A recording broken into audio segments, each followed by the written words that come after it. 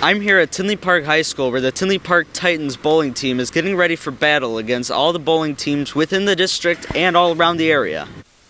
Last year, the 2018 Titans bowling team made significant improvements to score. Also, some players even made it to state. This year, as with any sport, the players are dreaming of ways to improve their scores. Now, in a new venue, the players' dreams may just be a reality.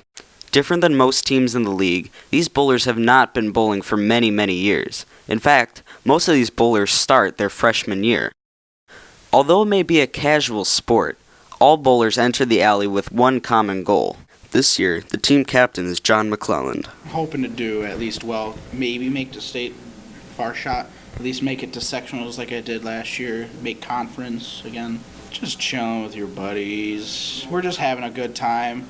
And then tournaments, it's an all-day thing. You're hanging out with people that you know from your school, people you know from the other schools too.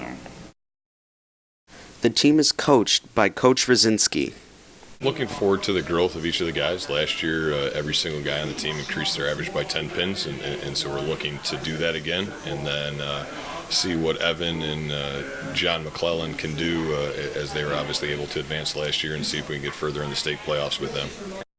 Just the camaraderie of the guys. I mean, hanging out with them every day and just watching them figure out the game and raise their IQ of what they're doing. It's fun to watch the kids figure out what they're doing.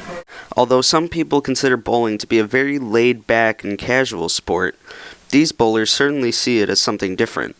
To them, it can be casual, but it can also be challenging. After talking to the coach and the captain, the question remains, will the Tinley Park Titans bowling team strike out, or will they lead their way to victory?